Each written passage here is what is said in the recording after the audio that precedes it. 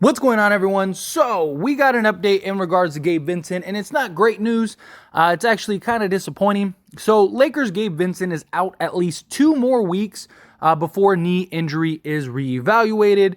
So according to the Los Angeles Lakers, Gabe Vincent was recently reevaluated by Lakers team doctors and is progressing in his rehabilitation. He will be reevaluated again in 2 weeks. So also worth noting real quick is that Jalen Hood-Schifino, he is starting to ramp up for a potential return to action.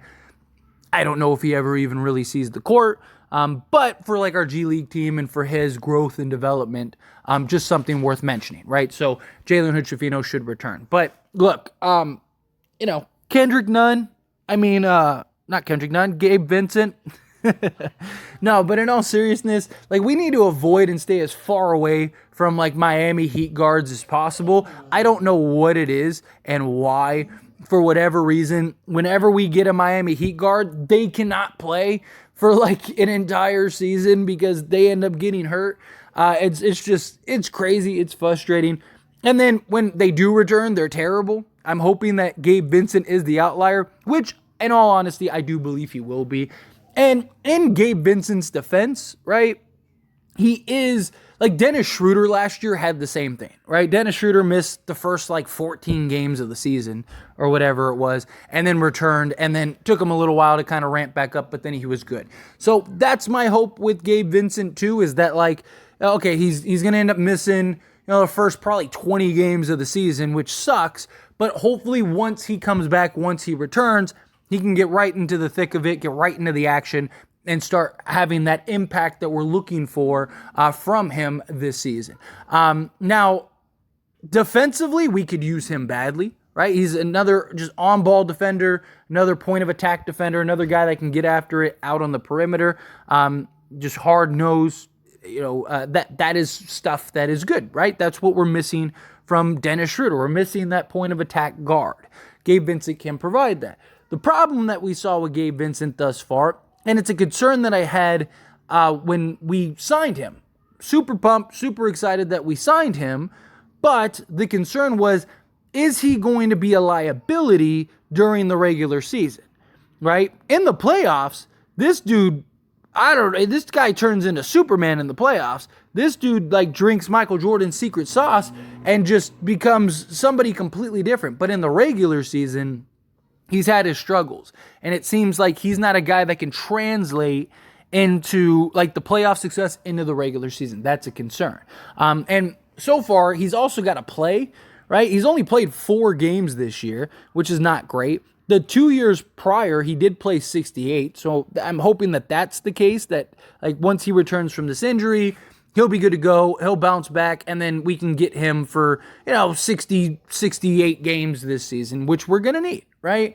But so far this year for the Lakers, the shooting has been atrocious. He's 1 of 15 from 3. He is shooting this season for the Lakers 0.071%. He is averaging 3.5 attempts per game and shooting 0.3 made. I've never even seen something like that.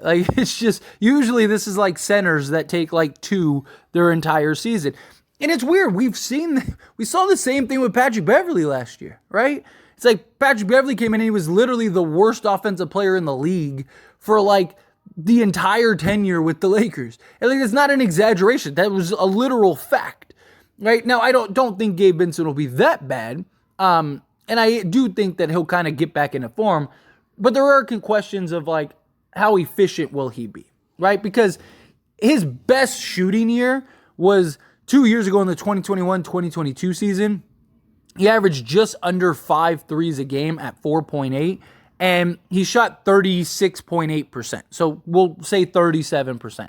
If he could be that for the Lakers, right, where he's shooting 4 to 5 attempts per game and giving you 37, 38% from 3, then that's perfect. That's everything we need from Gabe Vincent.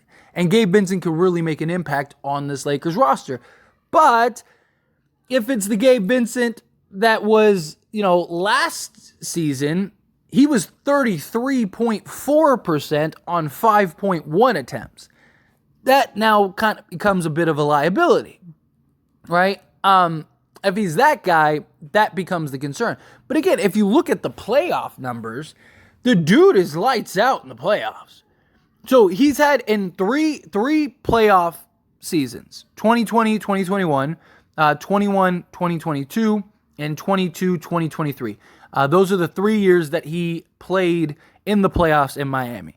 And in that time, he had a 3-point percentage of 50%. Then in 2021, 2022, he was 31%, which isn't great. But that was also, he also didn't start many of those games. He only started 8 of those games. And he also was he wasn't the guy he was last year, right? But if you look at last year as your precursor, on 6.1 attempts per game, he shot 38%, right? So that is the hope for Gabe Vincent, is that if he can be serviceable during the regular season, that's great. But really the idea and the hope is that he's fantastic come the playoffs, right? He's a guy that elevates his level of play once he gets to the playoffs. But I also need to see consistency, right? Obviously you want guys to continue to improve and continue to get better come playoffs, right? I mean, look at Rui Hachimura. Rui Hachimura is another great example. Rui has incredible playoff numbers for not only us, but even the Washington Wizards. Incredible playoff numbers. But there have been questions and concerns about that translating for the regular season. And he's actually having a pretty good season thus far for the Lakers, like Rui Hachimura is, and actually been very efficient. But he's not playoff Rui, right? He's about right this year. He's about where his average is. But he's been a little more efficient, which is good. Or actually, in a lot of ways, a lot more efficient. Because he's just playing fewer minutes. He's playing the fewest minutes of his career. And he's averaging the same amount of points that he averages for his career, which is around 13.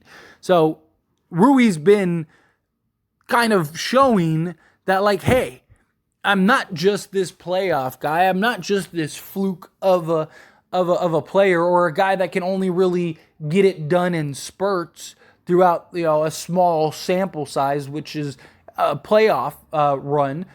But I can do it over the course of a season now. I'd like to see that same thing for Gabe Vincent, right? I'm not just this guy that can get hot in the playoffs, which again you want. That's good. That's great. But I need to see the consistency from him during the regular season and him having that impact. I've talked about how Gabe Vincent, because I know a lot of people really want Dennis Schroeder, and a lot of people are like, "Oh man, we should have never let Dennis Schroeder go. We shouldn't have done that. We should have kept him over Gabe Vincent." And I get it. Schroeder, I like Schroeder a lot, and Schroeder's upside is a lot higher than Gabe Vincent, right? When Schroeder is cooking, that dude is great, right? That dude, when he is German Schroeder, that guy is get out the way. I mean, that guy will give you 20 to 30, give you, 6 rebounds, 8 assists, shoot 40% from 3. I mean, the dude is just ridiculous when he's in that zone. But the reason the Lakers got a guy in Gabe Vincent over a Dennis Schroeder is with Austin Reeves, with D'Angelo Russell, with a LeBron James, there's not really the need for Dennis Schroeder to have the ball in his hands heavily, right? And you saw that a lot last year, that struggle, that push and pull at times. Schroeder's not good at shooting the basketball, and he's not good playing off the basketball. He also isn't a great playmaker.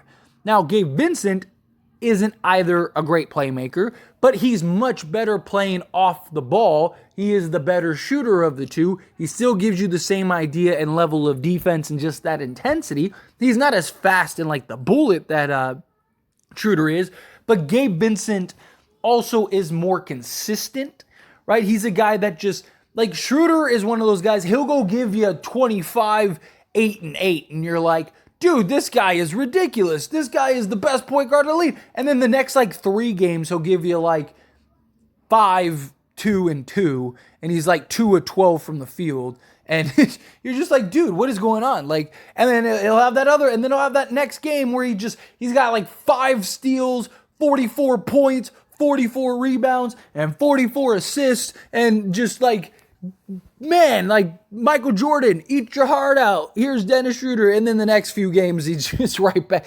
Where Gabe Vincent, he's consistent, right? He'll give you about 7 to 10 points per game.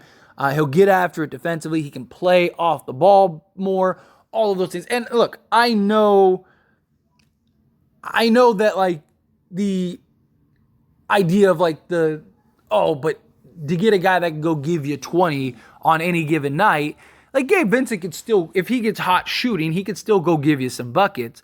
But you'd rather have the consistency with this team. You'd rather have a guy that's proven in the playoffs with this team, especially after D'Angelo Russell in that Nuggets series, right? Gabe Vincent was lighting it up in that Nuggets series. So it's just, it makes sense why the Lakers would get Gabe Vincent, but he needs to see the basketball court, right? He needs to play. We need him on the basketball court. But anyway, as always, this is a discussion, so I pass the question on you. Let me know your thoughts and opinions down in the comments below. What do you think? How do you feel? Is this disappointing news? Are you okay with it? Obviously we want him to get back and take his time and be healthy, right? You don't want to rush him back and now he's out for the entirety of the season or anything like that. But it would be nice to get him on the court sooner rather than later. But anyway, again, as always, let me know down in the comments below.